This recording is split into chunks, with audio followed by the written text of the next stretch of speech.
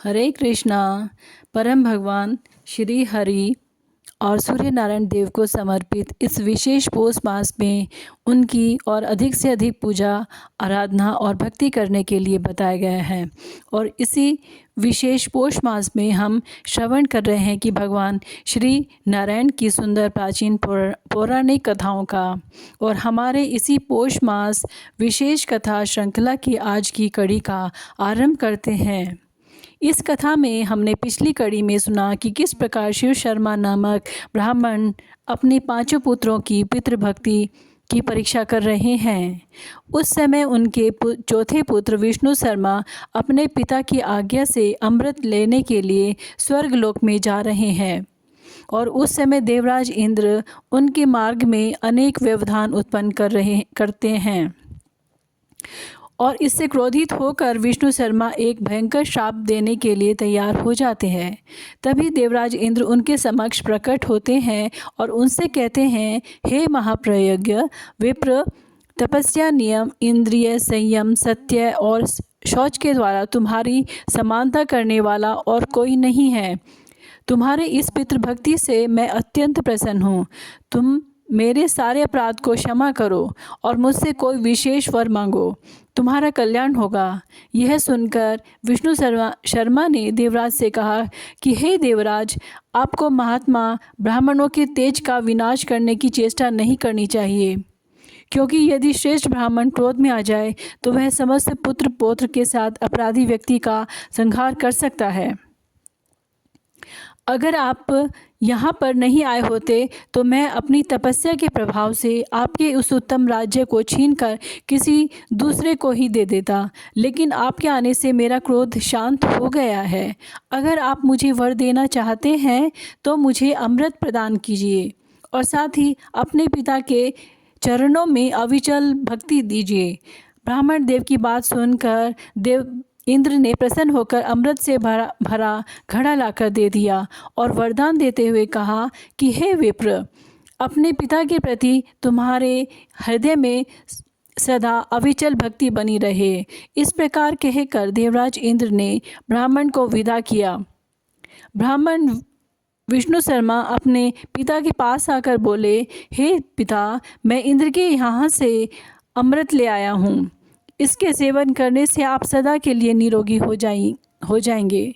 शिव शर्मा अपने पुत्र की बात सुनकर अत्यंत संतुष्ट हुए और सभी पुत्रों को बुलाकर कहने लगे, तुम सब लोग पितृभक्ति से युक्त मेरी और आज्ञा के पालक हैं। इसके लिए मुझे बहुत प्रसन्नता है और मुझसे कोई भी वर मांगो। इस भूतल पर जो भी दुर्लभ वस्तु होगी वह भी तुम्हें मिल जाएगी। यह सब सुनकर उसके सभी पुत्र एक दूसरे की ओर देखने लगते हैं और फिर उन्होंने आपस में निर्णय करके कहा, हे पिता, आपकी कृपा से हमारी माता जी जो यमलोक चली गई हैं वे पुनः जीवित हो जाएं। तब शिव शर्मा ब्राह्मण ने कहा, हे पुत्रों, तुम्हारी मरी हुई वत्सल माता अभी जीवित होकर हर्ष से भरी हुई हमारे पास आएंगी और उसमें कोई संदेह नहीं है। इतना कहते ही वहाँ पर पुत्रों की माता हर्ष में भरी हुई वहाँ आ पहुँची और कहने लगी, मेरे भाग्यशाली पुत्रों, इस संसार में पुण्य आत्मा से स्त्रियाँ इसीलिए पुण्य साधक पुत्र की इच्छा करती हैं जिसका कुल के अनुरूप आचरण हो, जो अपने कुल का आधार और माता पिता को तारने वाला हो। ऐसे उत्तम पुत्र का कोई भी पुण्य के बिना कैसे पा सकती है। न जाने मैंने कौन से पुण्य किए थे जिनके फलस्वरूप यह धर्म प्राण धर्मात्मा और अत्यंत पुण्यभागी महात्मा मुझे पति रूप में प्राप्त हुए और मेरे सभी पुत्र पितृ भक्ति में रत हैं। इससे बढ़कर प्रसन्नता की बात और क्या हो सकती है। संसार में पुण्य के बल से ही उत्तम पुत्र की प्राप्ति होती है। मुझे 5 पुत्र प्राप्त हुए हैं जिनका हृदय विशाल है और जिनमें से एक बढ़कर हैं। इस प्रकार माता के कहने पर पुत्रों को बड़ा हर्ष हुआ और वे अपनी माता को प्रणाम करके कहने लगे, हे माता, अच्छे माता पिता की प्राप्ति भी बड़े पुण्य से होती है। माता, आप सदैव पुण्य कर्म करती रहती हैं। हमारे बड़े भाग्य थे जो आप हमें माता के रूप में मिली, जिनके गर्भ में आकर हम उत्तम पुण्य से वृद्धि को प्राप्त हुए। हमारी यही अभिलाषा है कि प्रत्येक जन्म में आप ही हमारी माता और आप ही हमारे पिता बने।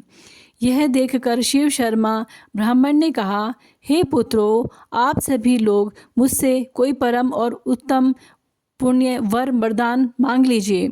मेरे संतुष्ट होने पर तुम लोग अक्षय लोक का उपभोग कर सकते हो। यह सुनकर पुत्रों ने कहा, हे पिताजी, यदि आप हम पर प्रसन्न हैं और वर देना चाहते हैं तो हमें भगवान श्री विष्णु के लोकधाम में भेज दीजिए, जहाँ किसी प्रकार की चिंता और व्याधि नहीं होती। तब पिता ने कहा, पुत्रों, यदि तुम लोग सर्वथा निष्पाप हो, इसलिए मेरे प्रसाद, तपस्या और इस पितृ भक्ति के बल से अवश्य ही वैष्णव धाम को प्राप्त करोगे। महर्षि शिव शर्मा के यह वचन सुनते ही भगवान श्री हरि अपने हाथों में शंख, चक्र, गदा और पद्म धारण किए हुए गरुड़ पर सवार होकर वहां पहुँचे और शिव शर्मा से कहने लगे, हे विप्र, वे पुत्रों सहित तुमने भक्ति के बल से मुझे अपने वश में कर लिया है। इसलिए इन पुण्य आत्मा पुत्रों और पति के साथ रहने की इच्छा वाली इस पुण्यतम पत्नी को साथ लेकर तुम मेरे परम धाम को चलो। तब शिव शर्मा ने कहा, हे भगवान, इस समय मेरे ये चारों पुत्र ही परम उत्तम वैष्णव धाम में जाएंगे। मैं पत्नी के साथ अभी भूलोक में ही कुछ काल व्यतीत करना चाहता हूँ। मेरे साथ मेरे कनिष्ठ पुत्र सोम शर्मा भी रहेगा। सत्य वचन कहने वाले महर्षि शिव शर्मा के इस प्रकार कहने पर भगवान श्री विष्णु ने उनके चारों पुत्रों में से कहा, तुम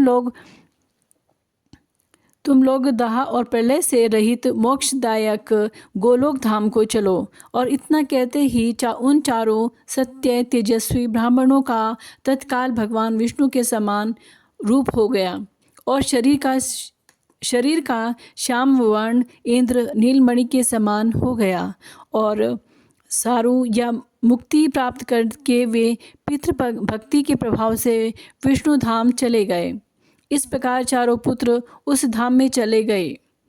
तत्पश्चात महाप्राण विद्वान शिव शर्मा ब्राह्मण ने अपने सबसे छोटे पुत्र से कहा, हे महात्मे सोम शर्मा, तुम पिता की भक्ति में रहते हो, इससे मैं तुम्हें यह अमृत का घड़ा दे रहा हूँ, तुम सदैव इसकी रक्षा करना। मैं पत्नी के साथ तीर्थ यात्रा करने जाऊंगा। यह सुनकर सोम शर्मा ने कहा, पिताश्री, अवश्य ऐसा ही होगा। बुद्धिमान शिव शर्मा सोम शर्मा के हाथ में वह घड़ा देकर वहाँ से चले गए और 10 वर्षों तक निरंतर तपस्या में लगे रहे। धर्मात्मा सोम शर्मा दिन रात आलस्य छोड़कर उस अमृत कुंभ की रक्षा करते रहे और 10 वर्षों के बाद महायशस्वी शिव शर्मा पुनः लौटकर आए। यह माया का प्रयोग करके भार्या सहित कोढ़ी बन गए और जैसे वह स्वयं कुष्ठ रोग से पीड़ित थे, उसी प्रकार उनकी स्त्री भी थी। दोनों ही मांस के पिंड की भांति त्याग देने योग्य दिखाई दे रहे थे। वे धीर चित्त ब्राह्मण महात्मा सोम शर्मा के पास आए, वहाँ पधारे। अपने माता पिता को इस प्रकार दुख से पीड़ित देखकर सोम शर्मा अत्यंत दुखी हो गए। उन्हें दया आई, भक्ति से उनका मस्तिष्क झुक गया। वे उन दोनों के चरणों में गिर पड़े और कहने लगे, पिताजी, मैं किसी दूसरे को ऐसा नहीं देखता जो तपस्या, गुण, समुदाय और उत्तम गुण से युक्त होकर भी आपकी समानता कर सके। फिर आपको यह क्या हो गया? समस्त देवता सदैव दास की भांति आपकी आज्ञा के पालन में रत रहते हैं, आपके तेज से खींचकर यहाँ आ जाते हैं।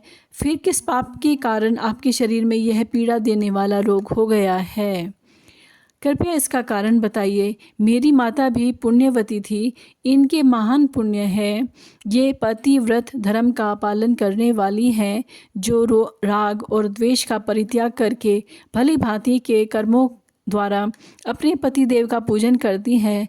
देवताओं की भांति गुरुजनों के प्रति भी जिसके हृदय में आदर का भाव है, वो मेरी माता क्यों इस प्रकार कष्टकारी कुष्ठ रोग का दुख भोग रही है।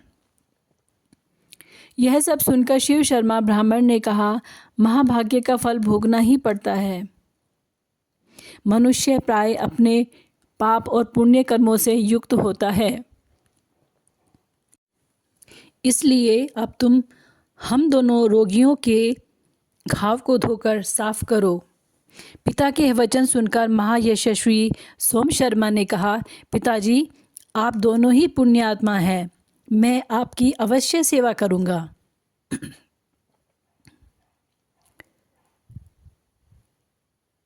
माता पिता की सेवा के अलावा मेरा और कर्तव्य कोई नहीं है और मेरा यही कर्तव्य है। इस प्रकार यह कहकर सोम शर्मा उन दोनों की दुख से दुखी होते हुए अपने माता पिता की सेवा करने लगे। उनके मल मूत्र और कफ आदि धोते रहे और अपने हाथों से उनके चरण पखार देते रहे और उन्हें उनके पैर दबाते रहे और उनके रहने नहाने आदि का प्रबंध भी वे पूर्ण भक्ति के साथ करते थे। अपने दोनों गुरुजनों को कंधे पर बिठाकर तीर्थों में ले जाया करते। वे वेद के ज्ञाता थे, इसलिए मांगलिक मंत्रों का उच्चारण करके दोनों को अपने हाथों से विधि पूर्वक नहला वे स्वयं भी स्नान करते। फिर पितरों का तर्पण और देवताओं का पूजन करते, स्वयं अग्नि में होम करते और अपने दोनों महागुरु माता पिता को प्रसन्न करते हुए अपने सब कार्य उन्होंने बताया करते। प्रतिदिन शैया पर उन्हें सुलाते और उन्हें वस्त्र तथा पुष्प आदि सामग्री निवेदन करते। परम सुगंधित पान लगाकर माता पिता को अर्पित करते और नित्य प्रति उनकी इच्छा के अनुसार फल मूल दूध आदि उत्तम भोज्य पदार्थ खाने को देते।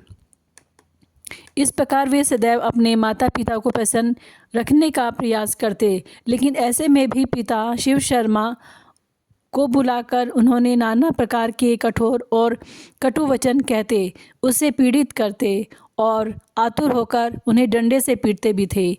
यह सब कुछ होने पर भी धर्म श्रेष्ठ सोम शर्मा कभी भी पिता के ऊपर क्रोध नहीं करते थे। वे सदैव संतुष्ट रहकर मन वचन और कर्म से पिता की पूजा किया करते। यह सब कुछ देखकर शिव शर्मा ब्राह्मण ने अपने मन में ही सोचा, मेरा पुत्र सोम शर्मा मेरी सेवा में अधिक अनुरागी है और इसलिए समय आने पर मैंने इसके तप की परीक्षा की है, लेकिन फिर भी मेरा पुत्र भक्तिभाव और सत्यपूर्ण बर्ताव से भ्रष्ट या उसका मन विचलित नहीं हो रहा है। निंदा करने पर मारने पर भी वह सदैव मेरे से मीठे वचन बोलता है। इस प्रकार मेरा बुद्धिमान पुत्र सदाचार का पालन कर रहा है। अब मैं भगवान श्री विष्णु के प्रसाद से इसकी दुख दूर कर दूंगा। इस प्रकार विचार करने के बाद परम बुद्धिमान शिव शर्मा ने पुनः माया का प्रयोग किया। अमृत के घड़े से अमृत का अपहरण कर लिया और इसके बाद सोम शर्मा को बुलाकर कहा, पुत्र, मैंने तुम्हारे हाथ में रोगनाशक अमृत सौंपा था, उसे शीघ्र लेकर मुझे अर्पण करो, जिससे मैं इस समय उसका पान करूँगा। पिता के कहने पर सोम शर्मा तुरंत उठकर चला गया। अमृत के घड़े के पास जाकर देखा तो वह तो खाली पड़ा था, उसमें अमृत की एक भी बूंद नहीं थी। यह देखकर परम सौभाग्यशाली सोम शर्मा ने मन ही मन सोचा, अगर मुझ में सत्य और गुरु शुश्रूषा है, अगर मैंने पूर्ण काल में निश्चल हृदय से सब तपस्या की है, इंद्रिय संयम, सत्य और शौच आदि का पालन किया है, तो यह घड़ा निश्चय ही अमृत से भर जाए। इस प्रकार विचार करके ज्यों ही उसने उस घड़े के सामने देखा, उसी समय वो अमृत से भर गया। घड़े को भरा हुआ देखकर उसे हाथ में लेकर महायशस्वी सोम शर्मा तुरंत ही अपने पिता के पास आए और उन्हें प्रणाम करके बोले, पिताजी, यह लीजिए, यह अमृत से भरा हुआ घड़ा आ गया है, इसे पीकर शीघ्र ही आप रोग से मुक्त हो जाइए। आपने अपने पुत्र के ऐसे पुण्य और धर्म युक्त वचन सुनकर शिव शर्मा को अत्यंत हर्ष हुआ और उन्होंने कहा, हे पुत्र, आज मैं तुम्हारी तपस्या, इंद्रिय संयम, सोच, गुरु शुश्रूषा भक्ति भाव से विशेष संतुष्ट हूँ, इसलिए अब मैं इस विकृत रूप का त्याग करता हूँ। ऐसा कहकर ब्राह्मण शिव शर्मा ने अपनी पत्नी के साथ अपने पुत्र को पहले वाले स्वरूप में दर्शन दिए। सोम शर्मा अपने माता पिता को पहले जैसा रूप में देखकर अत्यंत प्रसन्न हुए।